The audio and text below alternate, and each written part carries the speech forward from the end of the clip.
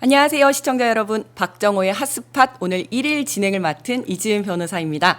박정호 기자가 오늘부터 일주일간 휴가를 가게 돼서요. 오늘과 수요일에 제가 MC를 맡게 되었습니다. 많은 응원 부탁드리겠습니다. 월요일은 박지희, 박주민, 박정호, 박남매. 네, 새 박남매로 시작합니다. 어서 오세요. 안녕하십니까. 안녕하세요. 네, 어제 저녁 고위당정협의회에서 검찰개혁 관련한 정부 조직안이 확정되었습니다. 네. 이 확정안 어떻게 보셨습니까? 사실은 이제 많은 논의가 있었죠. 네. 그리고 지난주인가요? 총리가 주재해서 이제 행안부 장관, 법무부 장관 모여서 회의도 했었고, 그러면서 이제 가닥이 이제 행안부로 중수청이 가는 것으로 가닥이 좀 타지면서 최종적으로 어제 다른 기관들에 대한 개편 발표와 함께 이제 검찰청 해체 관련된 발표가 있었던 것 같습니다. 네. 어떻게 보냐고요? 네. 아니 그리고 또 네. 검찰개혁 특위위원님이셨잖아요. 같이 하시잖아요. 네네. 사실 21대 때부터 논의를 해왔던 방향이고요. 역사가 좀 있고 그런 논의입니다. 물론 이제 최근 들어서 이제 더 토론을 해봐야 되는 거 아니냐 해서 이제 검찰개혁 특위 차원에서도 여러 전문가들과 얘기했었고, 네. 법사위 차원에서도 공청회가 있었고, 의총을 열어서 의원들 간의 토론도 있었지만, 대체적으로 이제 중수청은 행안부로 가야 된다. 네. 그런 논의가 지배적이었기 때문에 그렇게 결론이 난 것 같습니다. 네, 사실 그동안에 검찰이 무소불위로 휘두르던 이 권력 자체가 임시로 부여받았던 권력이라고 하잖아요. 네. 근데 그거를 지금까지도 놓지 않으려고 했다는 게 국민 입장에서 이제야 알았기 때문에 이제야 제자리를 찾아가는 걸로 국민 입장에서 되게 기쁘게 받아들이는 것 같아요. 많은 네네. 분들이. 예. 드디어 제자리를 찾아가는 네. 거다. 이렇게 말씀을 해주셨고, 자 그러면 일단 중수청이 행안부로 가기로 한 거는 결정이 되었는데 결정됐어요. 앞으로 중요한 쟁점들은 어떤 게 남아 있다고 볼 첫 수 있을까요? 번째는 이제 기관적인 측면에서 봤을 때는 그동안 이제 법사위 위원들이 중심되게 요구했었던 국가수사위원회라는 걸 과연 두느냐 마느냐 네, 그 네. 논의가 하나 있을 것 같고요. 네. 두 번째는 이제 공소청에 네. 보안 수사권을 주느냐, 보안 수사 요구권을 주느냐 등등등의 이제 쟁점이 하나 남아 있습니다. 네. 그리고 수사기관이 이제 어찌됐든 좀 정리되는 상황이기 때문에 네. 장기적으로 봤을 때는 형사소송법을 좀 뛰어넘는 좀 네. 아니 수사에 관련돼서는 네. 수사 절차법이라는 걸 좀 만들 필요가 있지 않냐라는 얘기가 있었기 때문에 그 논의가 있을 예정으로 알고 있습니다. 예. 자 그러면 이 유예 기간이 한 1년쯤 되는 거죠. 유예기한 1년으로 뒀더라고요. 예. 네. 네, 초기에 혼란 없이 잘 정착하는 게 필요하다는 생각이 드는데 유예 기간 동안 디테일도 잘 챙겨서 국민을 위한 검찰 개혁이 되기를 바라보겠습니다. 많은 토론이 있어야 돼요. 네. 많은 토론이 있어야 됩니다. 제가 오늘 아침에 류공에 나가서 토론해야 된다고 얘기하면서 마지막에 박범계 의원님하고 티키타카 하면서 네네. 21대 때 논의했는데 자꾸 반복하게 하지 마세요. 그랬더니 뭐 토론을 하지 말자는 얘기냐라고 문자를 자꾸 주시는데 그게 아니에요. 네. 그 앞에 보면 다 토론하자는 얘기 쭉 합니다, 제가. 네, 네. 박범계 의원님과의 관계에서 나온 농담이에요. 예. 박범계 의원님께서는 중수청을 행안부에 두자는 입장이셨죠? 입장이신데 네, 네. 그 공소청에 아, 보안 수사권은 둬야 된다, 이렇게. 줘야 된다라는 네. 입장이셨고, 그래서 저는 그건 아니다. 그렇죠. 그러면서 네. 제가 이제 얘기하는 과정에서 그렇게 20대 때 그 부분은 충분히 얘기한 바는 있다라고 얘기한 네, 거예요. 네. 계속 토론을 통해서 국민들을 설득시키고 무엇이 필요한지 찾아 나가는 과정이 필요할 것 같습니다. 그리고 정부 조직안 확정과 더불어서 제가 또 소식을 하나 들었는데 네. 우리 이지은 위원장님께서 교육연수 부원장님으로 맞습니다. 가시겠네요. 아이고 감사합니다. 이거를 정부 조직 개편과 함께 얘기해. 그 정도로 중요한 소식은 아니지만 네, 급급으로 저희끼리 중요한 소식 네, 네. 아닌가요? 저 너무 중요한 것이라 감사합니다. 저도 생각해요, 사실은. 네. 급급으로 올려주셔서 너무 감사드립니다. 네. 근데 어제 사실은 이제 검찰청 개혁 말고도 네. 굉장히 중요한 내용들이 많았거든요. 맞습니다. 근데 네네. 어떻게 보면 검찰청에 관심이 많이 모이다 보니까 네. 다른 부분에 있어서는 좀 잘 조명이 안 되는 그런 부분이 있는 것 같아요. 네 맞습니다. 방금 잘 기재부 분리도 대단한 거거든요. 그렇죠. 잘 네. 지적해 주셨는데요. 기재부 분리 방안도 확정이 된 그러니까요. 거죠. 저거 엄청난 거예요. 네. 그동안 이제 기재부가 좀 과도한 권한을 가지고 행사를 하면서 사실은 여러 가지 어떤 개혁적 정책들을 막아왔다라는 의심도 받아왔는데 네. 기재부의 권한을 나누는 것으로 정리가 됐습니다. 그래서 상당한 변화가 예정돼 있다. 보시면 사실 될것 그 예전에 코로나 뭐 추경 이런 네. 거 있을 때도 기재부에서 반대해서 좌절되고 이랬던 경우도 맞아요. 있었잖아요. 네. 맞습니다. 그래서 기획재정부가 기획예산처와 재정경제부로 재정경제부. 나눠지는 거죠. 그래서 기획예산처는 국무총리 소속으로 예산 편성 및 배분 그리고 중장기 국가발전 전략 수립을 담당을 하게 네. 되고요. 재경부는 경제정책 총괄 조정 그리고 세제 국고 기능 등을 수행을 하게 됩니다. 네. 그런데 참 이렇게 갈라지다 보면 다들 내부에서 여기에 대해서 또 반대 목소리도 나오고 할 텐데 정말 검찰 개혁만큼 이렇게 반대하는 목소리가 검찰은 큰 조직은 없는 것 자기네들이 같아요. 공무원이라는 생각이 별로 없나 봐요. 그렇죠. 그 인사에 대해서도 뭐라 그러고 뭐 조직 개편에 대해서도 뭐라 그러고 다 나와서 한마디씩 하잖아요. 맞습니다. 저런 공무원이 없죠. 예. 스스로도 자신들이 공무원이라고 별로 생각을 안 하는 것 같아요. 스스로도 안 하고 또 더 황당한 건 본인들이 헌법 기관이라고 자꾸 생각해요. 맞습니다. 그러니까 뭐 헌법에 검사라는 명칭이 나오긴 하지만 그 검사의 역할에 대해서 헌법에 규정하고 있는 건 다 아시겠지만 영장을 청구하는 통로로서의 의미밖에 그렇죠. 없잖아요. 네, 네. 뭐 수사를 하라라든지 기소를 하라라든지 이런 게 하나도 없는데 네. 마치 수사권이라든지 기소권이라든지 이런 게 헌법상 권한인 것처럼 자꾸 얘기해요. 대표적인 사람이 누구다? 한동훈 전 장관. 그렇죠. 네, 네. 본인이 이제 권한쟁의 심판을 내면서 맞습니다. 저희가 했던 검경수사권 조정 법안에 대해서 검사의 헌법적 권한을 침해했다고 냈는데 헌재가 수차례 얘기했습니다. 아니다. 법률적 권한일 예, 뿐이다. 헌법에 검사 보고 수사하라고, 헌법에 검사 보고 기소하라고 한 마디도 안 써져 있다. 네. 이게 헌재의 누적된 결정내죠. 맞습니다. 네, 지난주 국회도 아주 바쁘게 돌아갔었는데요. 국민들이 보시기에 좀 놀라운 장면이 있었습니다. 바로 관봉권 띠지 분실 관련해서 검찰 수사관들의 태도였었는데요. 국회 법사위 입법청문회에서 검찰 조사관들을 불러서 관봉권 띠지 분실 사건에 대해서 따져 물었는데 검찰 조사관 등의 답변 내용과 소위 톤앤 매너라고 하죠.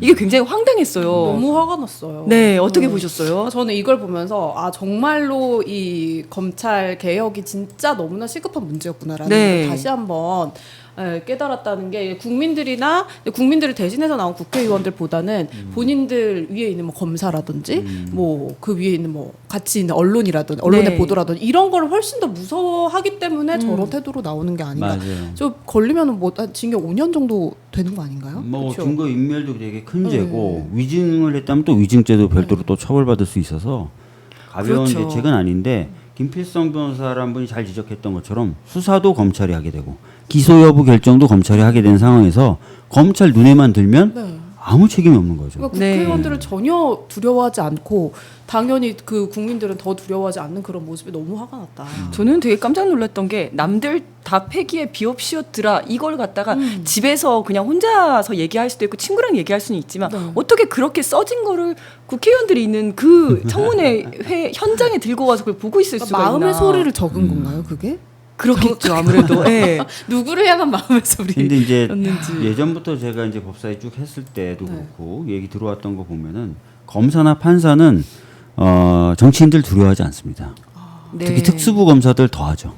예. 그러니까 자기네들이 세상을 구하고 좌지우지하고 권력도 만들고 권력도 죽이고 다 할 수 있다고 생각해요. 본인들이 네. 국회의원을 수사를 했으면 했지 했으면 너네가 좀 나를 뭘 죽이고 살리고 니네 못한다. 감히 국회에 그렇죠. 나왔을 때만 잠깐 고개 숙이는 것처럼 하지요. 근데 실제로는 그런 마음 1도 없습니다. 예. 네. 본인들은 고시 하나 붙은 것밖에 없는데 고시 한 번 붙어가지고 평생 저 권한을 행사하잖아요. 그러니까 이 모습을 이재명 대통령도 보셨던 것 같아요. 네, 네, 맞습니다. 그래서 이재명 대통령도 검찰 수사가 아닌 새로운 방안을 검토하라는 지시를 내렸는데요. 어떤 방법이 있을까요? 특검이 수사하는 방법이 있겠죠. 네, 뭐 아시다시피 김건희 특검법에는 수사 대상을 16가지로 열거하면서 네. 그 중에 하나로 수사에 대한 은폐 축소 이 네. 부분도 수사 대상이 되도록 만들어놨어요. 그러면 딱 떨어지잖아요. 딱 떨어져요. 그죠? 예. 예. 그래서 뭐 특검이 할 수 있는데 그건 뭐 특검이 알아서 판단하는 문제인 것 같고요. 네, 네. 대통령님이 아마 별도의 방법을 고민해 보라라는 건 이제 더 센 뭐 감찰이라든지 아니면 뭐 다른 방법들 네, 네. 더 강구해라라는 말씀이 되겠죠. 네, 맞습니다. 그리고 민주당이 5천만 원 관봉권을 압수했던 남부지검의 건진법사 초동수사팀 전원을 국회로 불러서 관봉권 띠지 분실 경위를 캐물을 예정이라고 하는데요. 어떻게 보십니까? 저는 필요하다고 보거든요. 네. 그러니까 지금 어디서 꼬리 자르기를 하고 있는지 지금 모르는 거잖아요. 맞습니다. 수사관이 거짓말을 하고 있는 걸 수도 있고, 네. 뭐 그냥 정말 보지 못했고 그냥 모른다고 해라고 지시를 받은 걸 수도 네, 있는 네. 거니까 뭔가 처음부터 이제 어떻게 된 것인지 알아볼 그 필요는 있다고 생각해요. 분명히 저 수사관들이 답변하면서 그렇게 얘기했어요. 모여서 답변을 고민하고 준비했다. 네. 이 얘기 했어요. 네. 그럼 다 나와야죠. 그렇죠. 모여서 준비했다는데 뭐. 맞습니다. 예. 그리고 이야기하기를 자기들은 그거를 본 적이 없는데 위에서는 야 그 띠지 잘 보관해라라고 얘기했다라고 얘기를 했다. 그러니까 우리랑 앞뒤가 안 맞아요. 그렇죠. 검찰이랑 얘기하는 게 다르다 이런 얘기를 분명히 했기 좋아요. 때문에 네. 그렇다면 다 나와야죠. 그렇죠. 다 나와야 된다고 근데 생각합니다. 황당했던 게 4월에 저게 보도가 처음 되잖아요. 네. 관봉권이 발견됐다. 네, 5천만 원 정도. 그때 독자 제공으로 한국일보가 사진을 실어요. 독자 제공요? 독자 제공으로. 아, 그랬군요. 네. 네. 그러면 처음에 누군지 모르지만 독자가 입수했을 때는 네. 그대로 있었다는 비닐에 거잖아요. 싸져 있고 다 있었다는 그렇죠. 거 아니에요. 네, 네. 근데 그 무렵에 이제 저 띠지가 분실됐다는 걸 상부가 알았다는 건데 네. 누가 왜 그때도 제가 나와서 그랬거든요. 왜 저 독자 제공은 왜 했었고 무슨 의도일 거고 누굴까 이런 생각을 했었는데 진짜 궁금하네요. 뭔가 내부 고발 비슷하게 흘렸던 것 같아요. 아, 이게 그러네. 분실된 것에 대해서 어쨌든 그 독자분은 이거를 가지고 있었다는 거잖아요. 네. 그죠? 사진을 다 가지고 가지고 있었죠. 있었다는 예. 거고 사실은 그 내용이 다 증거거든요. 거기에 네. 검수 일자, 포장 일자, 담당자, 기기 번호가 다 써 있어요. 다 써 있어요. 그러니까 그게 이제 누가 청탁을 했는지 알 수 있는 증거가 그렇죠. 된다고 들었거든요. 맞습니다. 아니 그걸 가져간 사람이 그러니까 돈의 흐름에 그렇죠. 있는 사람이에요. 거기에 다 써 있거든, 다 다 써 있어요. 있는 거거든요. 예. 사실 어떻게 보면 돈보다 그게 더 중요한 그 거죠. 돈보다 그게 더 중요하죠. 더 중요한 거죠. 예. 네. 맞습니다. 여기에 대한 수사도 철저하게 이루어져야 할 것 같습니다. 자, 그리고 네, 오늘 다들 궁금해하시는 내용인데요. 잠시 뒤에 이재명 대통령과 여야 대표 오찬 회동이 예정되어 있습니다. 그리고 이재명 대통령이 장동혁 국민의힘 대표의 단독 회담 요청도 받아들였습니다. 어떻게 보십니까?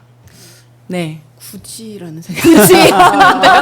저는 저 전문가가 아니니까 이걸 어떻게 바라봐야 할지 모르겠어요. 사실 굳이 저렇게까지 해주실 필요가 있나 이런 생각이 들긴 해요. 저는. 네. 우리 대통령님 참 대단하시다. 안 해도 되는 너무 거. 대인배 아닌가? 아, 너무 대인배 아닌가? 네. 의원님 어떻게 보십니까? 기억나시겠지만 대통령님이 당대표 시절에 네. 국정 기조를 좀 바꿔라. 정치권 특히 국회 특히 그 중에 야당과 대화를 해가면서 네. 정치를 하는 것이 맞다라고 단식을 하셨던 적이 있어요. 아, 맞습니다. 예. 20일이 넘도록 단식을 네, 하셨고 네. 굉장히 이제 거의 이제 죽느냐 사느냐 하는 단식을 통해서 국정 기조를 바꾸고 그 당시 분위기를 바꾸고 국민을 위한 정치를 하려고 시도하셨는데 윤석열 그 흔한 행정관 한 명도 안 보냈던 것으로 제가 기억을 해요. 대통령실의 행정관 한 명도. 대통령이 늘 강조하시는 말씀이신데 평상시 저하고도 대화하실 때도 얘기하셨던 건데 정치를 잘하는 것을 넘어서서 크게 성과를 내려면 국회가 존중돼야 되고 네. 야당과 대화를 해야 된다는 얘기를 계속 하셨어요. 그러니까 그걸 몸으로 보여주시는 거예요. 맞습니다. 근데 이 네. 장동혁 같은 경우에는 극우 뭐 개신교도 마찬가지고 그런 극우 세력들과 연결고리가 있다는 게 너무나 잘 드러난 인물인데 네. 그렇게 그럼에도 불구하고 협조의 대상으로 봐야 되는지 그런 생각도 들어요. 이미 이제 비행기 안에서 네. 그 기자들과의 깜짝 간담회에서 네, 네. 질문을 받으셨고 관련된 네. 거기에 대해서 답변을 하셨죠. 사법적으로 나중에 어떻게 처리가 될지 몰라도 일단 선출된 상태에서는 국민의 대표성을 가지고 있는 것이 맞다. 그래서 네. 나는 대화할 것이다. 네. 이렇게 얘기하셨기 때문에 말씀 뱉으신 대로 또 평상시 말씀하셨던 대로 그대로 하세요. 네. 그런 분이에요, 그냥. 그러니까 장동혁 저보다 네. 더 훨씬 깊은 뜻이 있으시겠지만 궁금해서. 네, 장동혁 대표가 네. 이쁘진 않겠지만 어쨌든 네. 그 야당의 대표이고 또 그 국민의힘이 20%든 30%든 지지율을 가지고 있지 네. 않습니까? 지지하는 국민들을 바라보고 아마 만나는 게 아닌가 이런 생각을 합니다. 그러니까 대통령님하고 좀 말씀 나눠보면 이 생각을 가지고 계세요. 굉장히 고민과 걱정이 많으세요. 네. 그러니까 이 현재 우리 대한민국을 둘러싼 상황이 전혀 녹록지 않다는 생각을 갖고 그렇죠. 있어요. 그래서 어마무시하게 본인도 노력을 하지만 이 노력에 많은 사람이 동참해 줬으면 좋겠다는 아쉬움과 간절함이 있어요. 네. 그래서 그것을 이제 어떻게 보면 이뤄내기 위해서 끊임없이 대화 시도를 하시는 거고 네. 정말 무례하다. 제가 대통령실 주변 사람들 다 물어봤거든요. 장동혁 만나는 거냐 그랬더니 그 주변 분들은 다 야, 씨 어떻게 당장 만나냐? 어떻게 그럴 수가 있어? 막 네. 본인들이 막 화가 나는데 네, 네. 대통령이 만날 만나겠다. 거야. 네. 딱 하신 거예요, 저게. 그 만나서 뭐 막 무슨 협상이나 이런 거를 하다가 윤석열을 뭐 김건희를 풀어줘라 막 이런 얘기를 할 수도 있는 사람들인 거잖아요. 탄핵에 반대하기 뭐 일단은 이런 얘기를 네. 합니다. 국민의힘 측에서는 단독 회담 때 더 센 특검법 개정안 내란 특별재판부 설치 관련해서 대통령께 직접 설명을 요구하겠다 이런 얘기를 하는데 이게 무슨 대통령께 무슨 설명을 요구할 내용은 아니지 않나요? 헌법은 국회에서 그렇죠. 통과시킨 법이고 네, 그 네. 법에 따른 프로세스가 진행돼서 지금 특검이 선출됐고 그다음에 그 특검이 수사를 하는 거거든요. 여기에 대통령께 말씀드릴 게 뭐가 있고 대통령께 요구할 게 뭐가 있어요. 맞습니다. 생각부터 잘못된 거 자기네들 생각하는 거. 자기네들은 대통령이 얘기하면 다 했거든. 그렇죠. 그리고 대통령이 얘기한 법하고 뭐 헌법 다 무시해 왔거든. 네네네네. 그러니까 저런 고루한 생각 갖고 있다는 걸 저도 맞습니다. 진짜 대통령이 왜 만나나 싶긴 해요. 왜 만나나.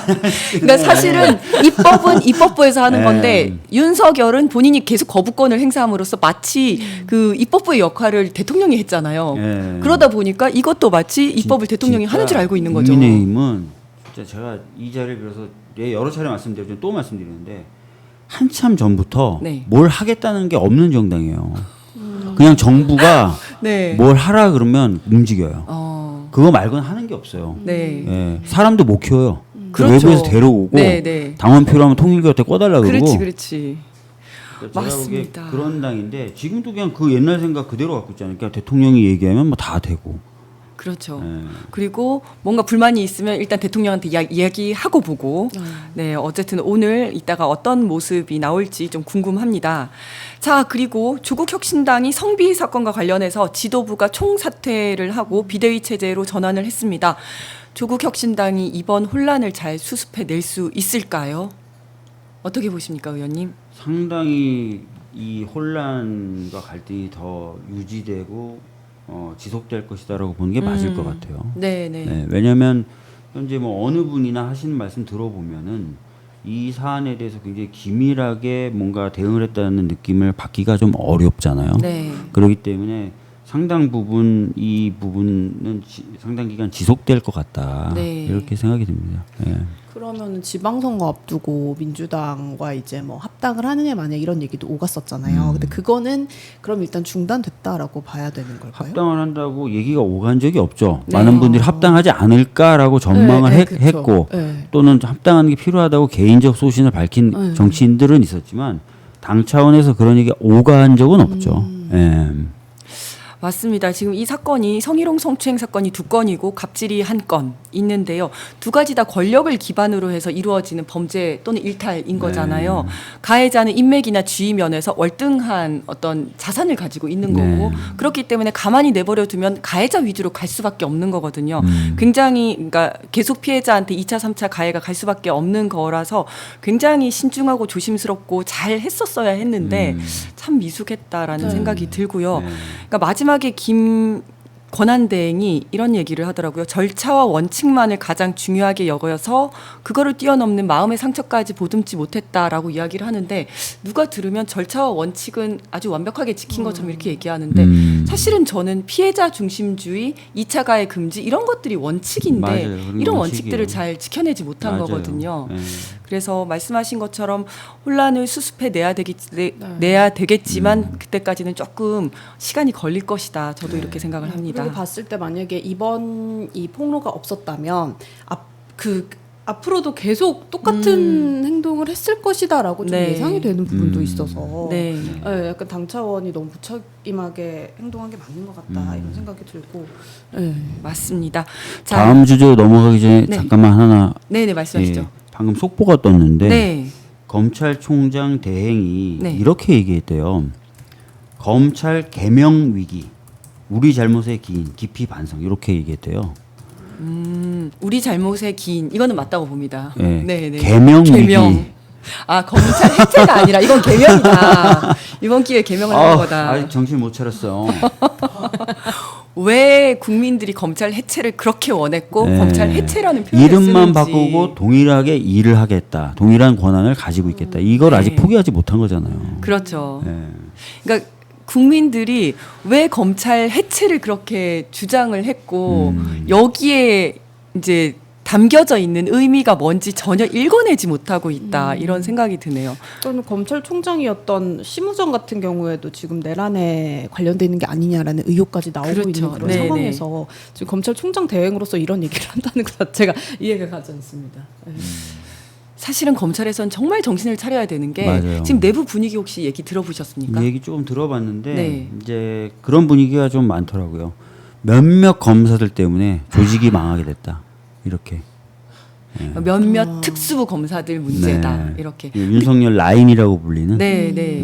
그 사람들 때문에 그런 얘기들을 많이 한다 그러더라고요. 근데 마치 인적 청산만 되면 모든 게 해결될 것처럼 이야기를 하지만 그렇지 않거든요. 그렇지 않죠. 이 수사와 기소가 딱 붙어 있는 이런 구조적인 문제 때문에 그런 사람들이 나타난 네. 거거든요.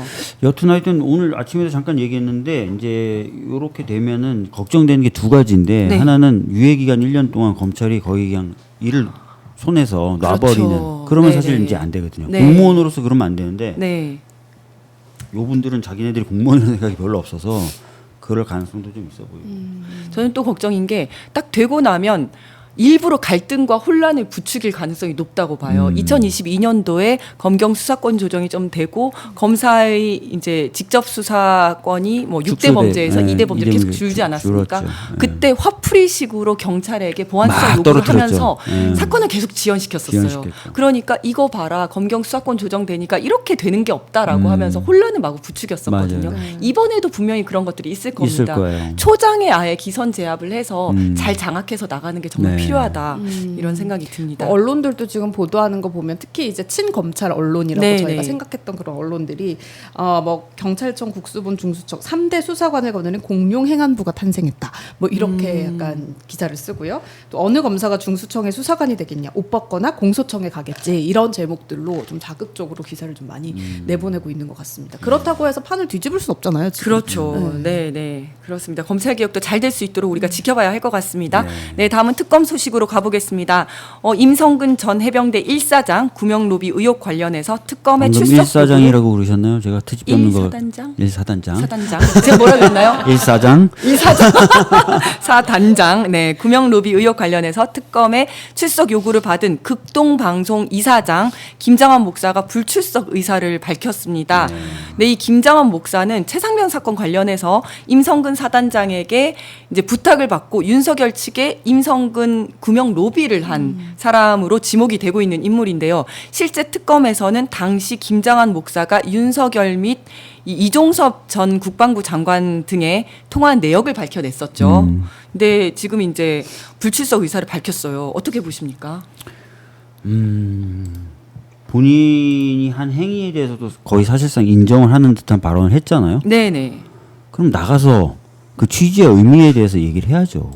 네. 예, 아무리 기독교계 원로시라 하더라도 법 위에 설 수는 없고요. 네.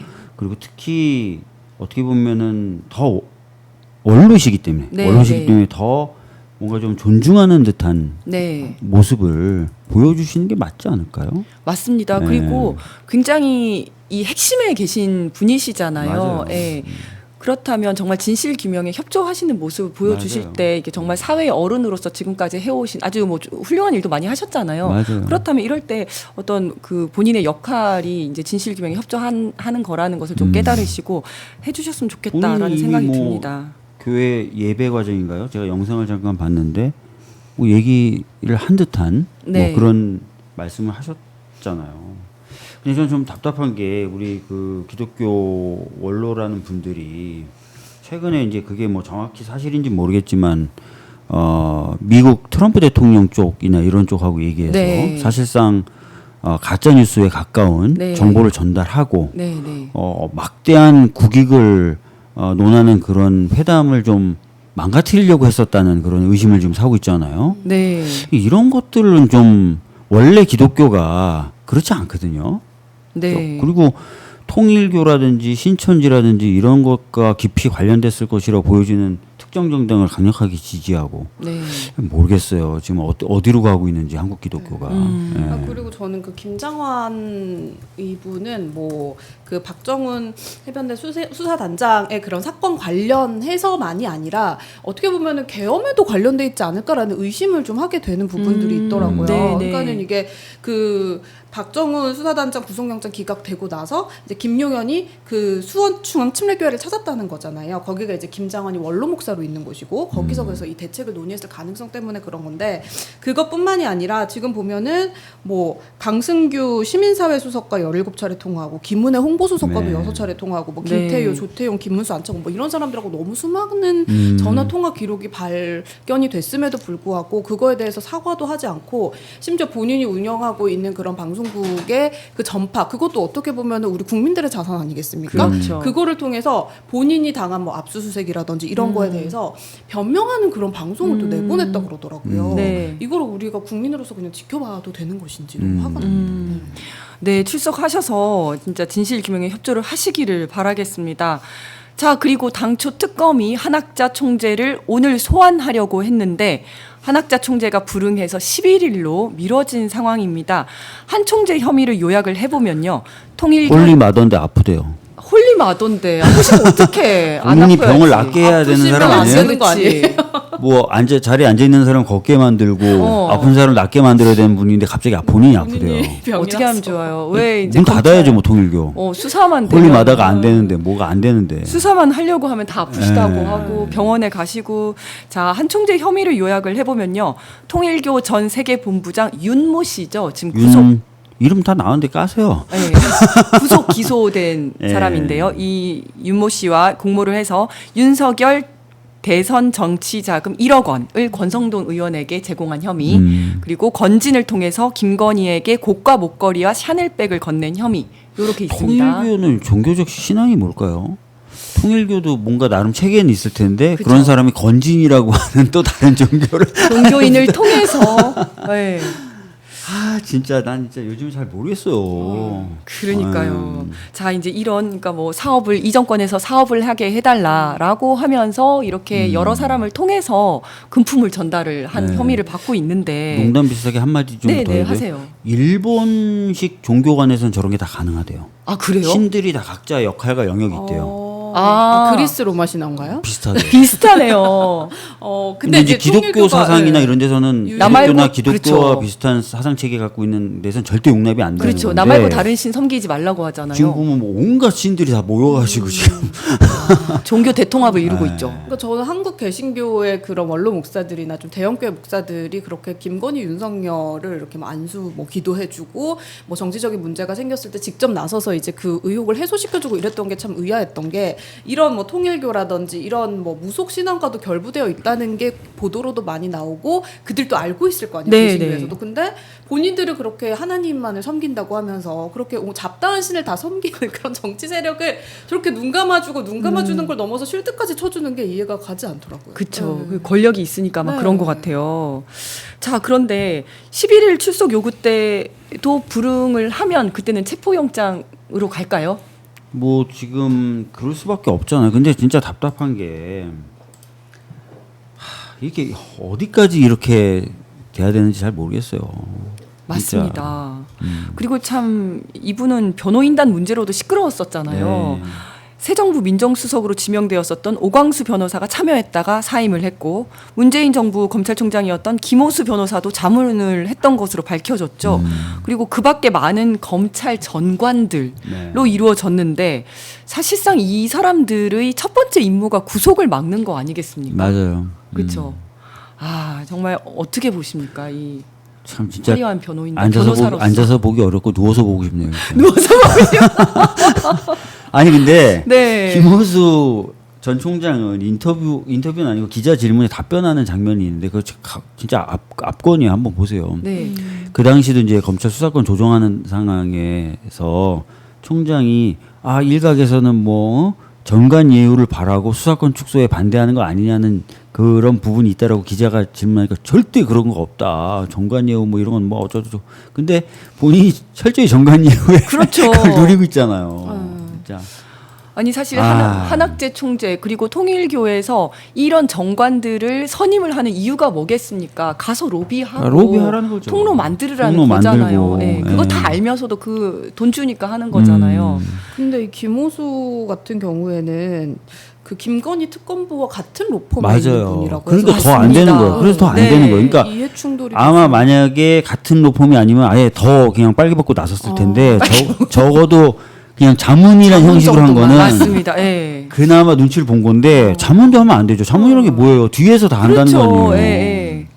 아, 그러니까요. 자문도 돈을 받나요? 봤죠. 네, 네. 특검에서 변호인단을 또 따로 만난 것 때문에 또 구설수에 맞아요. 오르기도 했었는데 정말 오해받고 싶지 않다면 이런 빌미도 주지 말아야 되는데 이거를 만나고 참, 우리가 이제 특검을 믿고 있습니다만은 자꾸 이런 식으로 하면 국민들의 신뢰도가 떨어질 수밖에 없습니다. 그러니까 한편으로는 이런 식으로 이제 욕을 먹을 거를 뻔히 알았을 거고 사실 이 결과에 따라서 본인이 어떻게 보면은 되게 한국에서 어떻게 보면 살기 부끄러운 상태가 될 수도 있는데 네. 얼마의 돈을 받았길래 그러니까. 이렇게 근데- 나섰을까 이런 생각도 좀 궁금해요. 근데 모르시지만 저런 케이스들이 굉장히 과거에 많았거든요. 네, 네. 그래서 저희들이 더 검찰에 대해서 문제제기를 많이 하는 맞습니다. 건데 네. 예를 들어 삼성을 수사한 사람이 조금 있으면 삼성 법무팀에 가 있어요. 맞아요. 예. 그리고 뭐 어떤 그룹을 수사하고 있으면 조금 이따 그 그룹의 자문을 하고 있어. 맞아, 맞아. 저분들은 통일교로 들어가시. 통일교 자문을 좀 있으면 그러니까 그래서 한간에 이런 얘기가 있었어요. 특수부 검사들한테 재벌 사건이 배당된다. 환호성을 질렀다는 거 아니에요? 야, 난 야! 그다음에 법무부로 간다. 난 퇴직 후에 간다. 뭐 이런 거요. 예.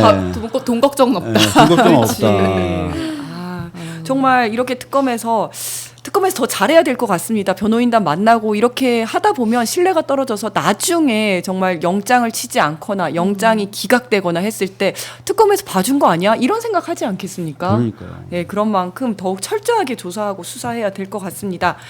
자, 오랜만에 경호처 차장이었던 김성훈 이야기를 한번 해보도록 하겠습니다. 김건희 특검이 대통령 경호처로부터 김성훈 전 차장의 징계 의결서 기록을 확보한 것으로 확인이 되었습니다.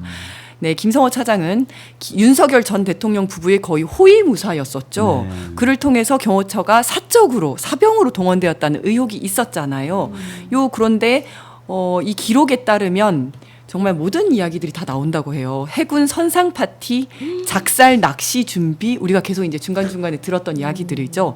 합창대회와 헌정곡 제작, 네, 김 여사 생일 이벤트로 의전용 쟤네들은 이벤트 회사였네. 이벤트 회사 한 것 같아요. 경호처가 아니라 네. 알콩달콩 이벤트 회사. 아, 정말 마이바흐 이벤트마다. 차량 증정 세러머니. 네, 이 과정에서 직권을 남용해서 경호처 직원들에게 부당 행위를 지시했다라는 구체적인 내용이 이 감찰 기록에 적시가 되어 있다고 하는데요. 어떻게 보십니까?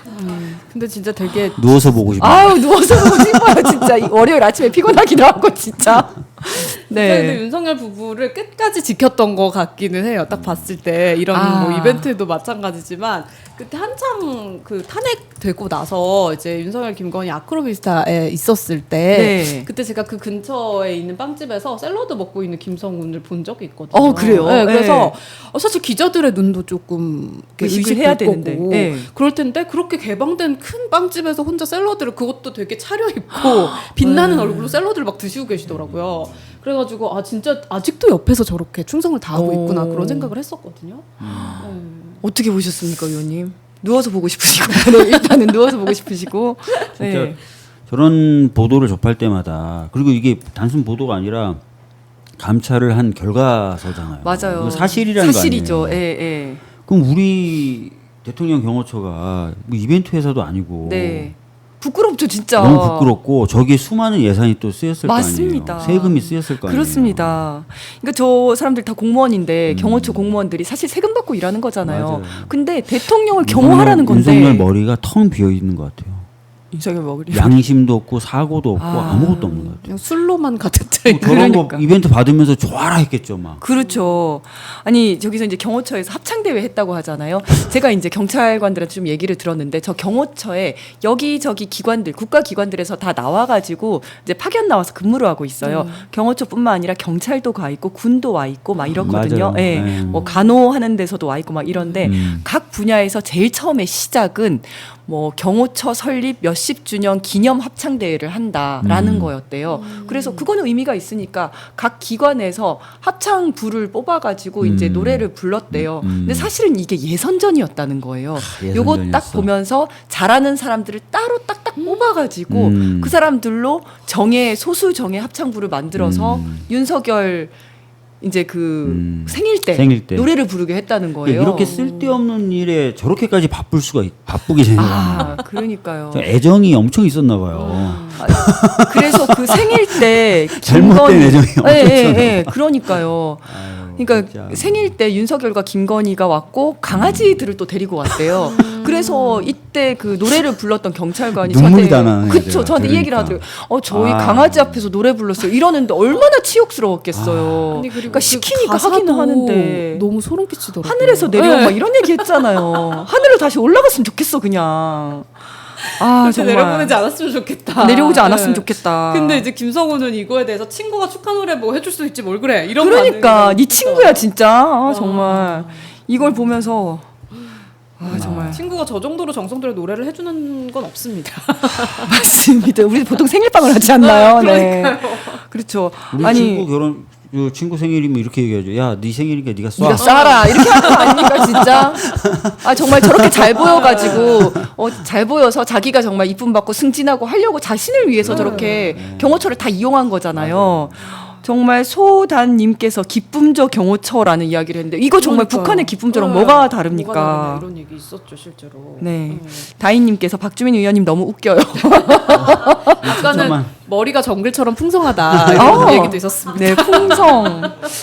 그래서 우리 참 그런 얘기가 있었습니다. 이 검찰 독재에서 헤어나오게 되면 헤어가 나올 것이다. 어제 네, 어제 텔방에서 저희 검찰 개혁 특별위원회 네. 특위 이제 위원님들이 계시는데 거기에서 이제 아, 헤어가 풍성하다. 헤어 나온 풍성한 자로서. 헤어만큼 대한민국이 더 앞으로 헤어 네, 나갔으면 헤어 나갔으면 좋을 것 같습니다. 저는 독재 검찰 공화국에서 헤어나왔습니다. 네. 헤어 나온 자, 헤어 나온 자. 네, 네. 자, 그 옛날에 그 박근혜 같은 경우에는 박근혜 뭐 변기를 옮겼다 뭐 이런 맞습니다. 얘기 있었잖아요. 근데 이번에도 좀 비슷한 얘기도 막 있었던 것 같아요. 말도 안 되는 임무. 맞습니다. 네, 예, 정확하게 말씀해 그래서, 주셨는데요. 네. 네, 윤석열의 샤워기와 세면대 수압을 맞추는 임무만을 위한 직원이 편성됐다. 이거는 전 노래하는 것만큼 좀 황당한 것 같아요. 그러니까요. 그러니까 이게 걔네들이 무슨 왕인 줄 아나 봐요. 순방 비행기에 탑승한 명단을 조사해야 된다 이런 얘기가 나오는 게 순방 비행기에 탑승해서 이 직원 중에서 그 수압 맞추는 직원이 있었다는 겁니다. 이건 말이 됩니까? 샤워기와 세면대의 수도 수압을 맞추는 임무만을 위한 별도 직원이 편성이 돼서 이분들이 이제 비행기에 탔다는 거죠. 근데 수압을 어떤 어떻게 식으로 맞추는 맞춰요? 거지? 좀 센 걸 좋아하나? 그럴 수 있을 것 같아요. 네. 네, 수압 약하면 샤워할 때 짜증나니까. 근데 그거를 누가 맞춰줘야 되는 건지. 본인이 맞춰도 되고 네. 아니면 뭐 그냥 이거 평생 살 것도 아니고 그냥 잠깐 여행 가고 순방 가서 하는 거면 그냥 쓰면 되는데 야 이거를 위해서 또 별도 직원까지 있었다니 정말 이러니까 국민들이 한숨이 나오는 것 같습니다. 진짜 너무 답답하네요. 이것도 결국에는 다 국민 세금으로 들여서 돈 주고 수압 맞추게 하고 뭐 그랬던 거 아닙니까? 네. 그리고 또 이제 더 있어요? 통남 아니 댓글 한번 소개해 드리려고요. 통남 잼며 든다 님께서 이런 말씀 주셨거든요. 김성훈, 이광우 자동 소총 구매하려고 계약서 그거 작성한 있었죠. 거. 네. 이런 거 있었죠. 요게 이제 3월경으로 제가 기억을 하는데요.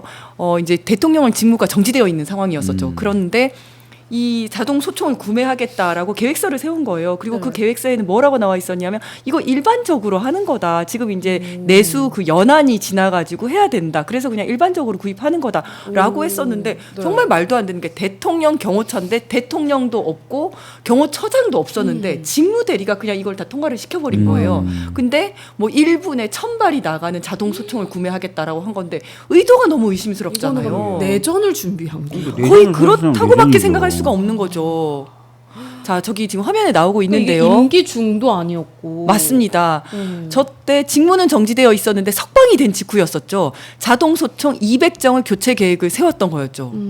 탄핵을 앞두고. 그리고 보고서에는 이거 내구 연한이 다 돼서 한 거다라고 했으면 했어야죠. 근데 또 문제가 될 것 같으니까 이것도 취소가 돼서 실제 실행은 안 됐거든요. 그러니까 자기 말이 앞뒤로 안 맞는 거예요. 저것도 왜 무슨 이유에서 누가 지시해서 한 건지 저것도 좀 유사시 밝혀줘야 화력 된다. 증강 및 전술 강화. 그렇죠. 저 유사시가 뭐냐는 네. 거죠. 네. 그러니까는 뭐 그런 얘기도 했다 그러잖아요. 계엄 실패하면 뭐 2차, 3차 뭐 계속하면 된다. 윤석열 그렇죠. 이런 얘기를 했다 그러잖아요. 체포영장 집행할 때 총을 무장하고 해라. 총 맞습니다. 뭐하러 나눠주냐. 그럴 때 쏘라고 나눠준 거 이런 얘기 있었잖아요. 맞습니다. 그런 것들 다 대비한 게 아닐까 싶어요. 김건희가 그런 얘기 했다는 거 아닙니까? 맞아요. 내가 총 있으면 뭐 나는 이재명 쏘고 나도 쏴서 뭐 자살했다 이런 얘기하면서 총 왜 그때 갖고 다니냐. 뭐 여러 가지 얘기가 있었죠. 맞습니다. 자, 저런 부분들도 다 밝혀져야 될 것 같습니다. 그런데 지금 걱정인 게 직위원 재판부가 걱정입니다. 네. 직위원 재판부의 내란 재판이 계속 지연되고 있는데요. 그래서 내란 특별 재판부에 대한 필요성도 높아지고 있는 것 같습니다. 자, 내란 특별 재판부와 관련해서는 어떻게 보십니까? 지금 민주당 내 분위기는 어떤가요? 뭐 법사위 차원에서는 내란 특별 재판부를 시급히 도입해야 된다라고 이제 내부적으로는 의견을 다 모았고 네, 네. 지도부 차원에서 이제 그 부분을 어떻게 수용할 것인지 네. 이 부분이 지금 남아 있는 상황이에요. 근데 뭐 저는 뭐 거듭 말씀드렸지만 영장이 뭐 한 개개 케이스에서 나온다 안 나온다 이런 게 중요한 게 아니라 네. 내란 이후에 이제 법원이 여러 가지 이제 과정에서 좀 신뢰하기가 어려운 모습들을 많이 보여왔던 거예요. 네. 그래서 다시 한번 말씀드리지만 내란 특별 재판부라는 건 판사가 아닌 사람을 판사로 만든다든지 하는 법이 아니라 사건 배당 시스템을 다른 트랙으로 해보겠다는 거예요. 네. 예, 그러니까 배당을 어떻게 하는지 정도의 문제이기 때문에 충분히 이런 상황에서는 도입이 가능하고 또 필요한 법이다 이렇게 보는 거예요. 아, 그러면 뭔가 새롭게 뭔가를 완전 새롭게 만든다기보다는 배당을 다시 네. 한다. 이렇게 생각하면 되는 거네요. 지금 무작위로 사건을 네, 배당하는데 네. 전자적 방식으로. 네. 근데 그렇게 하지 말고 특별재판부 추천위원회에서 추천한 판사들 중에 대법원장이 지명하는 사람들이 그 사건을 맡도록 하자. 배당 시스템을 바꾸는 거예요. 네. 그러니까 판사가 아닌 사람을 판사로 만든다. 마치 네. 특검법은 그렇잖아요. 검사가 네, 네. 아닌 사람을 검사로 만든다. 네. 그런 게 아니라 판사들이 쭉 있는 거예요. 네, 네. 서울중앙지방법원에. 네. 근데 지금은 A 판사가 담당하는데 그렇게 하지 말고 누가 담당했으면 좋겠다는 의견을 받아서 네. 그 중에 이제 대법원장이 찍어가지고 그 사람이 그 사건 그 판사가 그 사건을 맡게 하자. 배당 시스템이에요. 네. 예전엔 법원장이 그냥 나눠줬거든요. 네, 네. 그 하도 막 하니까 자기네들은 그게 잘못됐다고 인정하지도 않으면서 알았어 전자적으로 전자를 할게. 돌릴게. 네. 전자적으로 할게. 이렇게 했다가 그러면 전자적으로 하지도 말고 저기 몇몇 사람들이 모여가지고 A 판사, B 판사, C 판사가 좋을 것 같아요. 추천해주면 그 사람들 중에 이렇게 골라가지고 사건을 맡게 하자. 배당 시스템 문제예요. 배당 시스템 그러면 문제네요. 국힘에서 이게 뭐 나치냐 인민법원이냐 이런 얘기하는 게 말이 말이 안 돼요. 오바를 말이 안 하는 돼요. 거네요. 예. 아니 그래서 법원에서 저 국힘 원내대표에게 의견서를 줬거든요. 네. 그 의견서 저도 입수해서 봤는데 네. 명확히 법원도 이렇게 써요. 배당을 그렇게 하는 경우에 네. 배당 시스템에 관련된 법이라는 거예요. 네. 예. 아, 그렇군요. 자, 근데 오늘 또 새로운 기사가 하나 떴는데요. 계엄의 밤 그들은 무엇을 했나? 국힘 팔임 겨눈 내란 특검이라는 얘기가 나오고 있는데요. 지금 조은석 내란 특검에서 이제 참고인인 국힘 의원들에게 적극적으로 출석 요구를 하기로 했다고 합니다. 그리고 계속 불응하니까 이제 피의자 신분 조사도 이제 피의자 신분으로 이제 전환할 계획도 있다고 하는데요. 이제 여기서 특별히 주요한 사람들이 누구냐면 당시에 계엄 당시 계엄 해제 요구 결의안 표결에 불참하고 다 불참을 했었죠. 근데 그 중에서 국힘 원내대표실에 8명이 머물렀다고 합니다. 네, 요게 이제 먼저 10명 정도인지 알았는데 8명. 8명이라고 이제 이름이 나왔습니다. 먼저 압수수색을 받은 추 전 원내대표, 추경호 원내대표죠. 그다음에 조지현 의원, 그리고 신동욱, 송원석, 정의용, 이미자, 김대식, 김희정 의원이 이 당시에 국힘 원내대표실에 머물렀다고 하네요. 맞아요. 예, 거기 있으면서도 표결에 불참을 했어요. 그리고 김용태 의원은 이들과 함께 원내대표실에 있다가 김용태 의원은 본회의장으로 이동해서 표결에 참석했고요. 예. 아, 그러면 이분들은 왜 거기에 있었던 걸까요? 무슨 이야기를 나눴을까? 그러니까 거기 있었던 것도 문제가 되고 거기 있다가 왜 표결에 참여하지 않고 그렇죠. 다른 데로 갔냐 이거예요. 그렇죠, 그렇죠. 그죠? 네. 근데 되게 재밌는 게 뭐 나경원 의원뿐만 아니라 국민의힘 의원들이 지금까지의 변명은 자기네들은 들어오고 싶었는데 못 들어왔다는 거예요. 맞아요. 근데 예. 들어와 있었던 의원들은 뭐냐 이거예요. 그렇지. 다 들어가고 같이 있다가 네. 김용태 의원 또 들어갔잖아요. 네. 그리고 나서 다 빠진 의원들은 왜 빠졌냐 이거예요. 무슨 얘기를 듣고 네. 무슨 얘기를 나누고. 그렇지. 저기에서 야 가서는 안 된다. 뭐 이런 얘기가 있었던 거 아닌가라는 그러니까요. 생각이 네. 들 수밖에 없는 계엄 거죠. 해제 표결은 나중에 천천히 하자거나 아니면 참여하지 말자거나 무슨 그렇죠. 얘기를 나눈 거 아니에요. 네. 그리고 이제 그 장소도 국회로 오라 그랬다가 당사로 오라 그랬다가 국회로 오라 맞아요. 그랬다가 다시 당사로 오라 그랬다가 세 맞습니다. 번이나 바꿨잖아요. 예, 그 과정에서 뭐 나는 좀 혼란에 빠져서 그랬던 거지 불참할 의도는 없었다 뭐 이런 식으로 변명을 할 수도 있겠네요. 그러면 그렇죠. 그래서 근데 적어도 원내대표실에 모여있던 의원들은 저 그런 말을 팔만큼. 못하죠. 예. 못하는 거죠. 여기서 무슨 이야기를 나눴는지 누가 어떤 지시를 했는지 그것이 윤석열로부터 내려온 지시인지 어떤 내용인지 그다음에 저 사람들이 한 역할이 뭔지 이런 것들에 대해서 수사가 되어야 할 것 같습니다. 일단은 참고인 수사를 한다고 하는데 만약에 뭐 참고인으로 수사했을 때 협조를 하지 않는다면 당연히 피의자로 전환하고 또 압수수색도 이루어져야 할 것 같습니다. 자. 본인들은 다 불체포 특권에 대한 포기 각서를 제출한 바가 그런 있고. 거, 네, 그렇죠. 원하시는 대로, 네, 웃기는 게 체포나 구속이 압수나 수색보다 더 강하고 네, 더 중한 기본권 침해적 강제 수사잖아요. 네, 네. 근데 체포에 대해서는 특권을 포기하는데 왜 왜 압수수색은 막냐고, 왜 압수수색은 막냐고, 맞아요. 제가 네. 참 말도 안 되는 앞뒤도 안 맞고. 한동훈은 뭘 얼마나 알고 있을까요? 이런 과정에 대해서? 한동훈도 알고는 있는 게 있겠지만 왜냐면 그 당시에는 윤석열과 또 사이가 안 좋았었기 네. 때문에 엄청 안 거의 좋았죠. 예. 그리고 막 국회 안에 막 뛰어다니지 않았습니까 혼자서? 그렇죠. 네. 예. 그리고 그리고 지금 뭐 일각에서 제기하고 있는 얘기는 이런 거잖아요. 그러니까 한동훈 쪽에서 네. 김건희 특검을 받으려고 했기 때문에 내란이 일정이 당겨졌다. 그렇게 얘기가 좀 나오는 네, 거잖아요. 네, 그래서 네. 배신자 얘기가 나오는 그렇죠, 거고. 그렇죠. 뭐 그런 일각의 얘기가 있는 거잖아요. 한동훈은 아직 조사를 안 받았죠. 네. 받겠죠 이제. 네, 한동훈도 조사를 받고 왜냐하면 본인도 아는 내용들이 있을 거니까 나름 한동훈 파가 있나요? 그 정말 실체 없는 한동훈 파가 몇 명인지 모르겠지만 어쨌든 그 의원들 본인은 의원이 아니었어가지고 그 당시에 의원들 내부적으로 어떤 이야기가 오고 갔는지 모르겠지만 어쨌든 한동훈을 지지했던 의원들은 그 의원 총회라든지 아니면 의원 그 단톡방에서 어떤 얘기가 오고 갔는지를 알 거잖아요. 그렇죠. 초기에는 그래도 뭐 한동훈을 지지하고 한동훈을 통해서 뭔가 해보려는 의원들이 있었던 것 같은데 네. 점점 해체되는 것 같아요. 그렇죠. 실체가 네, 없죠 점점 지금. 해체돼가는 것 같고. 네. 그 당시에 이제 계엄 당시에 그 커뮤니티 게시판 이런 데 나돌았던 글이 네. 원래 이제 한동훈이 국회에 들어오면 안 되는데 네. 한동훈이 그 체포 명단에 있는 걸 민주당 의원들이 알아가지고 네. 한동훈을 안으로 들어오라고 했다. 네. 이거 사실입니까? 그것까지는 아니고요. 네. 어찌됐든 초기에 계엄 해제를 위해서 우리 당 의원들도 모이는데 시간이 걸렸잖아요. 네, 네. 그렇기 때문에 이제 좀 더 많은 표를 구하기 위해서 한동훈 보고 들어가서 전화를 하고 연락을 해라라고 얘기한 거고요. 뭐 그 한동훈이 체포 명단에 있었다 이런 것까지 알진 못했죠. 예.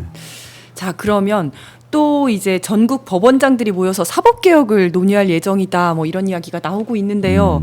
요거는 또 어떻게 보십니까? 근데 좀 법원장들이 그런 생각을 좀 해야 돼요. 제가 아까도 말씀드렸지만 지금 사법개혁에 대해서 제가 왜 더 필요하다고 얘기하냐면 양승태 대법원장 시절에 저희가 굉장히 놀랐잖아요. 네. 외부로부터의 압력에 의해서 뭔가 사법부의 독립이 침해된 게 아니라 내부적 동인에 의해서 재판의 독립이 침해된 케이스잖아요. 네, 그렇죠. 자, 그때도 사실은 뭔가 개혁을 해서 이런 것들을 반복되지 않게 만들어야 된다는 얘기가 있었지만 못했어요. 네. 그렇잖아요. 네. 근데 지금도 보면은 저는 법원 내부로부터의 어떤 여러 가지 에너지에 의해서 흔들리고 있는 것 아니냐는 생각을 하고 있는 거예요. 네, 네. 지금 국민들이 의심을 갖고 있는 것도 그 부분이잖아요. 네. 조희대 대법원장으로부터 시작된 어떤 에너지의 흐름이 뭔가 자꾸 교란시키고 있는 것 아니냐라는 느낌을 갖고 있는 그렇죠. 거죠. 그래서 네네. 특별재판부 배당 방식도 좀 다르게 하자라고 네. 사건 배당 방식도 다르게 하자고 얘기하는 건데 이런 부분에 대해서 국민들이 의심을 가질 만한 사안이 계속 있어 왔는데 한 번도 그런 걸 막기 위한 제도 개선은 없어 왔다. 네. 그럼 본인들이 그런 부분에 대한 건 한번 생각해야 될 것 같고 더 나가서 제가 진짜 황당했던 건 뭐 영장 나오고 안 나오고 이게 아니라 윤석열 한 사람에 대해서만 구속 기간을 갑자기 1에서 시간으로 야, 바꿨어요. 너무 기가 막히죠. 이것도 그거는. 굉장히 황당한데 네. 더 황당한 건 다 아시겠지만 체포영장 발부 단계에서 다툴 수 있는 제도가 있습니까 법상? 없잖아요. 없죠. 구속영장만 영장실질심사라는 네, 제도를 그렇죠. 뒀고 네. 체포영장은 영장실질심사라는 제도가 없어요. 네. 왜냐하면 체포영장 자체가 그걸 이의해서 다투기 시작하면 실효성이 없어져요. 네, 네. 그렇잖아요. 그런데 윤석열이라는 작자가 이 체포영장 발부 단계에서 이의를 이의제기를 하니까 했어요. 이의제기. 법원이 받아들여줬어요. 안 맞아요. 받아들여서, 받아들여줬잖아요. 예.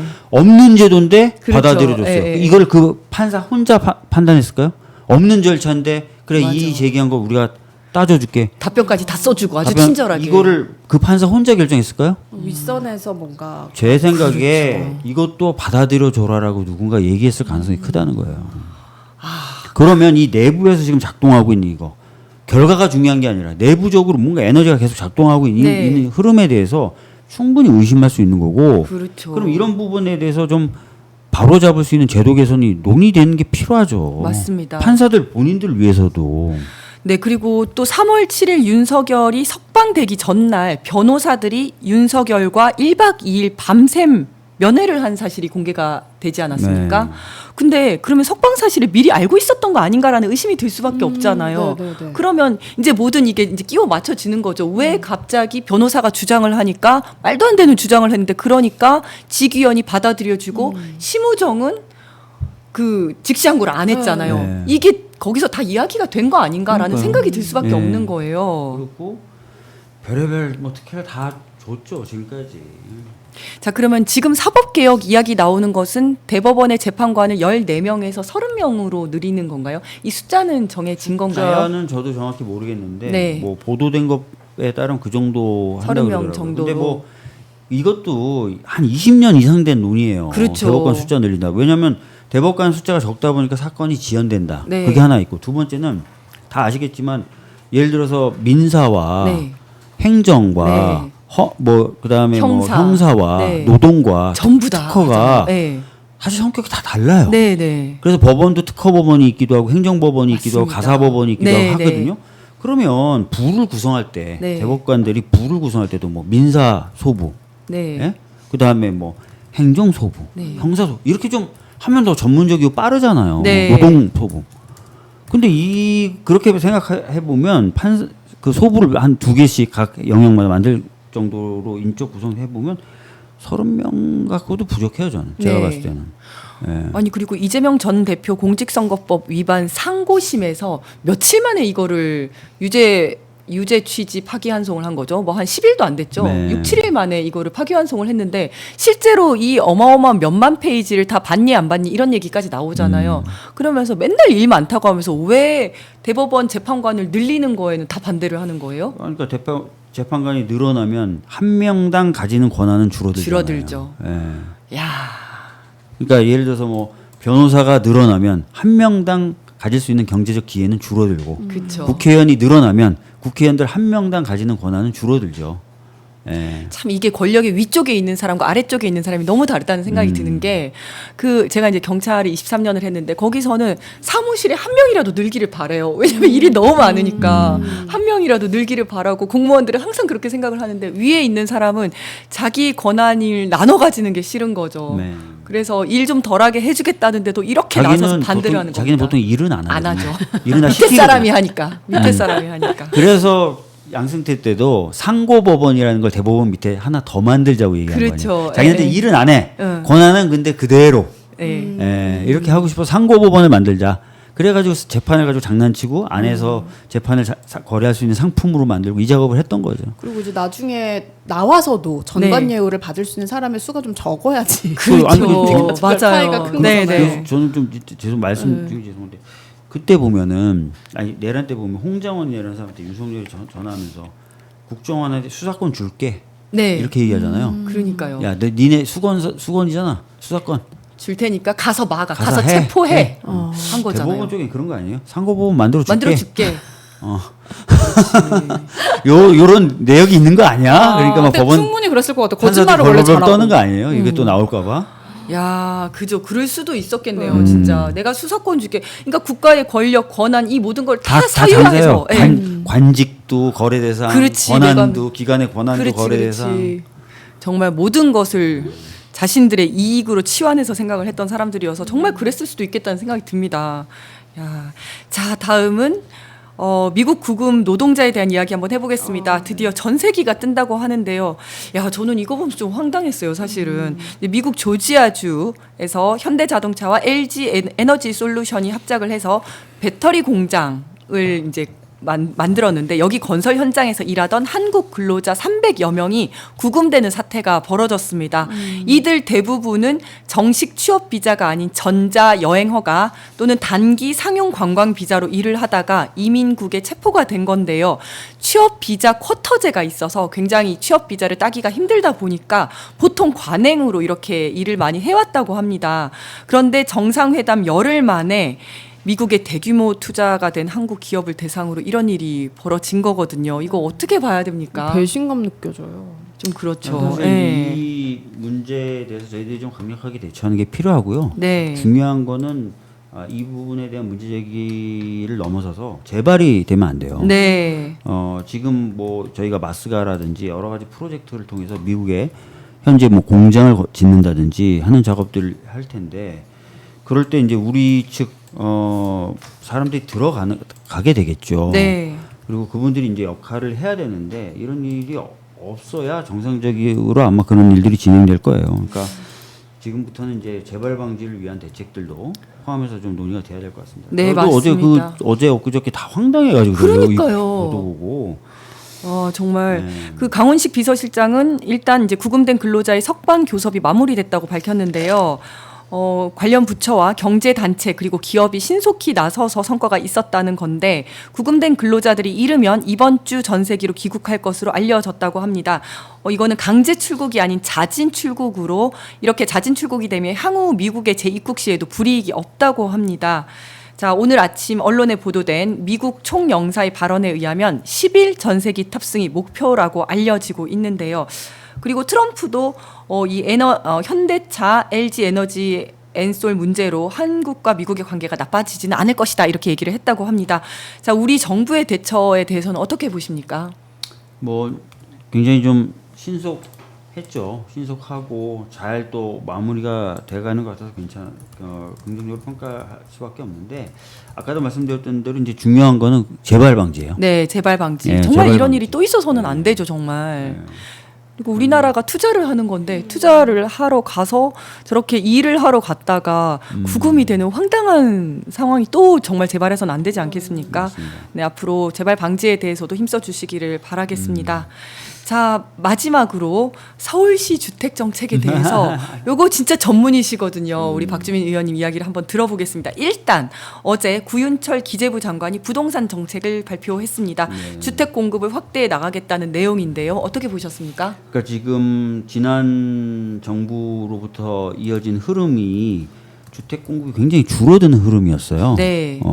그러다 보니까 이제 걱정이 되는 게 하반기에 아마 미국에서도 지금 트럼프가 본인들 금리를 떨어뜨리려고 무지하게 애를 쓰고 있거든요. 네, 그렇게 네. 되면 어쩔 수 없이 영향을 국내에서도 받으면서 금리가 인하될 가능성이 있습니다. 네. 또 경제가 또 워낙 어렵다 보니까 그렇게 되면 공급이 없는 상태에서 금리가 떨어지면 통상적으로 우리가 봐왔던 흐름에 비춰봤을 때는 주택 가격이 굉장히 상승할 네. 가능성도 있죠. 그래서 정부는 초기부터 대규모 주택 공급 계획을 발표하겠다. 네. 그러니까 뭐 대출이나 이런 것도 제한하는 것 방법은 쓰지만 본질적인 해법은 대규모 공급이다. 그래서 어제 굉장히 과감한 주택 공급 계획을 발표한 거고요. 네.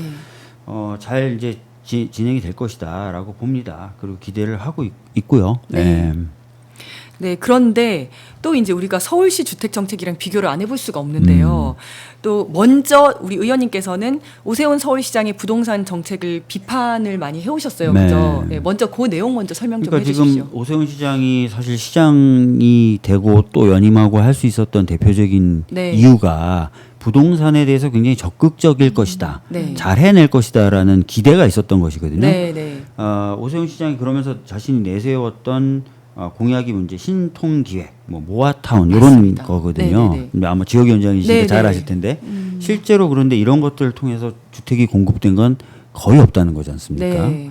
그래서 이런 부분이 어떻게 보면은 달콤한 말로 국민들의 눈을 속인 것 아니냐라고 제가 비판 메시지를 냈더니 네. 오세훈 시장이 당장 발끈해가지고 네. 주택 공급이 무슨 빵 공장인 줄 아냐 이러면서 막 발끈해서 맞습니다. 무식의 소치다 막 이랬는데 아니 당신이 한 말 안 지켰다고 그렇지, 얘기한 그렇지. 거라니까. 자, 저기 의원님께서 네. 저 페북인가요? 저기 쓰신 거 네, 한번 네. 제가 읽어보겠습니다.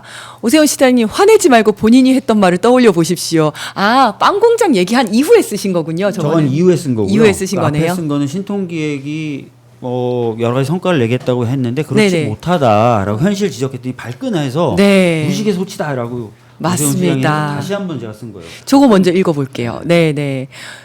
신통기획 착공 기준 주택 공급 0. 오 시장님이네요. 진짜 0. 네, 주택 공급 도대체 뭘 하신 겁니까? 그렇죠. 2021년 취임과 동시에 2025년까지 24만 호의 주택을 공급하겠다며 신속 통합 기획과 모아타운 및 모아주택 정책을 야심차게 내세웠습니다. 그러니까 이름만 저렇게 복잡하게 뭘 엄청나게 했었죠. 네, 그런데 4년이 지난 지금 신통기획, 모아주택 모두를 합쳐도 사업인가 기준 예상되는 주택 공급 세대 수는 1만여 세대에 불과하며 착공 기준으로 보면 신통기획의 경우 주택 공급 세대 수는 사실상 0에 머물렀습니다. 자, 그리고 신통하게 아무 공급을 하다. 그렇죠. 맞습니다. 저 신통이 뭐냐면 신속하게 통합을 해서 하겠다. 이런 건데 우리 의원님께서 맨날 하시는 말씀이 신속한 것도 아니고 통합도 안 됐다. 맞아요. 이런 신통한 말씀하시잖아요. 무능이다 이렇게 써있네요. 그렇죠. 네. 오세훈 시장이 강조했던 신속도, 통합도, 공급 확대도 허울뿐인 구호로 전락한 것입니다. 네, 그러면서 했더니 이제 바로 또 메시지를 냈어요. 오세훈 시장이. 네. 요즘에 오세훈 시장이 되게 제가 뭐라고 얘기하면 꼭 반박을 해요. 되게 라이벌로 생각하시는. 네. 그렇죠. 짜증나구나.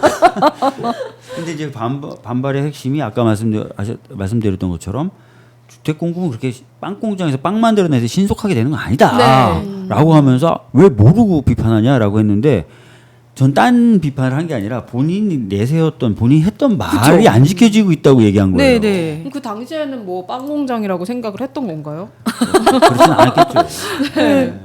근데 이제 이번 그 발표한 부동산 정책에 대해서 강남이나 이런 사람들이 살고 싶어하는 데에는 좀 빠져 있는 게 아니냐 뭐 이런 기사들도 올라오는데. 정부의? 네, 정부의 정부의 그 공급 정책. 정부의 공급 정책에 있어서 약간 그 균형 맞춘 부분은 있겠죠. 네. 저도 이제 구체적 내용과 왜 그런 판단을 했는지는 아직 못 들어봐서 그 네. 부분을 좀 확인한 다음에 말씀 좀 드리도록 하겠습니다. 네. 아니 그래서 그 오세훈 시장은 이거죠. 그렇게 빨리 되는 거 아니다. 그럼 뭐 어떻게 하겠다는 겁니까? 지금 자기네들은 더 노력을 하겠다 그래서 최근에 보면은 뭐 규제를 더 완화하겠다느니 뭐 속도를 더 내겠다는 이런 얘기를 하는데 네. 지금 임기 끝나가거든요. 그렇죠. 아니 18.5년 걸리는 거를 신통기획 만들어서 13년까지 줄여놨다고 하는데 그럼 애초부터 13년 걸린다고 얘기를 했어야 되는 거 그러니까요. 아닌가? 네, 맞습니다. 기본적인 이해가 부족하다. 그러고 민주당이 정비사업 주택 문제를 거론하는 건 자충수가 될 뿐이니 삼가기를 권합니다. 그리고 전임 시장 얘기를 아직도 하고 있습니다. 그렇죠. 네. 그러니까 윤석열 정부하고 비슷하네요. 여건이 늘 전 정권 네. 탓하는. 맞아요. 네. 전임 시장님 박원순 시장을 네, 얘기하는 박원순 건데요. 시장 얘기하는 본인이 시장된 지도 상당히 오래됐다는 걸 까먹고 있어요 지금. 벌써 네 번째 그 시장 아닙니까? 시장 본인이었다는 거. 그렇죠. 본인 벌써 네 번째 시장 하는 거 아닙니까? 네. 아니 그런데 오세훈 시장을 보면 그런 얘기를 하더라고요. 되게 시장하기를 귀찮아한다. 뭐 이런 얘기가 또 들리더라고요. 나는 대통령 해야 되는데 뭐 이런 건가요? 아 참 왜 명태균 수사는 갑자기 중단이 그 됐죠? 부분에 대해서 저도 몇 차례 이제 말씀을 드렸는데 네. 명태균 관련된 수사를 하던 인력 중에 일부가 네. 핵심 인력이 김건희 특검 쪽으로 와 있대요. 아, 근데 이제 김건희와 네. 명태균 관계를 수사하잖아요. 그분들은. 네네네. 그러면서 이제 서울 중앙지검인가요?에서 진행되던 명태균과 오세훈에 대한 수사는 약간 빠졌군요. 답보 상태가 돼버렸다는 거예요. 그래서 근데 이 부분도 잘 챙겨야 되는데 우리 검사님들이 일을 잘 안 하시나 봐요. 그러니까 하게 지금 사건이 너무 많다 보니까 그래서 김건희 특검법이라든지 이게 아니, 3대 김건희 특검을 특검법에서는 김건희와 명태균에 대해 초점을 맞추는 거고 네네. 그럼 서울중앙지검은 계속해서 아. 명태균과 오세훈, 명태균과 홍준표. 명태균과 이런 쪽을 수사해야 이준석 되는데 해야 되는데 중앙지검이 놀고 있다는 거죠. 그러네요. 멈췄네요, 진짜. 그래서 오세훈 시장 입장에서는 최대한 매스컴에 노출되지 않고 조용히 있는 게 지금 가장 좋은 그러니까요. 전략이라고 하는데 자꾸 박주민 의원이 긁는다 이런 얘기도 했어요. 제가 모스탄 때도 하고 그렇죠. 뭐 그다음에 그 누리집에 그 홈페이지에 오세훈 TV라고 해서 올라온 영상 올라온 것도 까고 네, 그다음에 네. 박희영 용산구청장한테 안전 대상 준 거 가지고도 까고 그래가지고 그렇죠. 좀 피곤하대요. 그럴 것 같습니다. 네, 네. 자, 마지막으로 약간의 시간이 남아서요.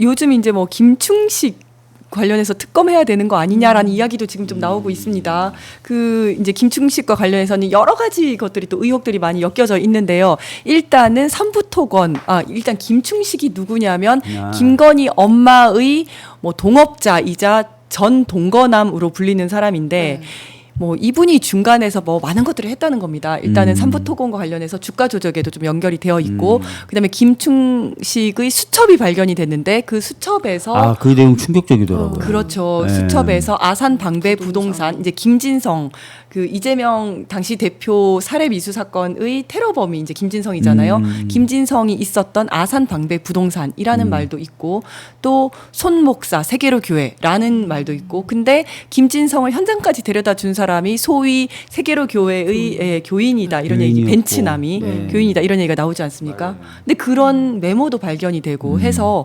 김충식과 관련해서 특검을 진행해야 되는 거 아니냐 뭐 이런 얘기들도 나오는데 지금 당내 분위기나 이런 건 좀 어떻습니까? 뭐 아직까지 이제 그 부분을 본격적으로 논의하고 있진 못하고요. 네. 다만 이제 그 우리 대표님 사건을 테러가 아닌 사건으로 축소하려고 했었던 네, 네. 국정원의 어떤 행위라든지 맞습니다. 이런 예. 부분에 대해서 좀 논의가 좀 나가고 있는 부분은 있죠. 근데 아마 포함해서 같이 한번 검토해보는 것도 필요할 것 같아요. 네. 너무 놀라운 이야기들이 계속 나오고 이게 있으니까. 도대체 뭔지 모르겠어요. 그렇죠. 그 김충식 씨 동거녀였다는 분의 그 녹취도 되게 놀라웠잖아요. 맞습니다. 네, 네. 그래서 뭐 당시 이재명 대표를 그렇게 해칠 사람을 뭐 김건희가 모집했다 모집하고 뭐 이런 얘기도 있다. 했었고 뭐 사실인지 모르겠지만 네. 너무 무서운 얘기들이 많았습니다. 그냥 넘어가지 못할 것 같아요. 맞습니다. 네. 고추 할머님께서 김충식이 특검이라고 말씀을 해주셨고요. 썬로즈님께서는 미국 플로리다에 계시나 봐요. 미국 플로리다에서 김충식을 평생을 사기로 살아온 사람이다. 또 이런 얘기도 하셨습니다. 오뉴님께서는 중앙지검장을 친윤을 앉혀놨으니 수사를 할 리가 있나. 그쵸. 네. 사실은 중앙지검에서 수사를 계속 해야 되는데 수사를 멈췄죠.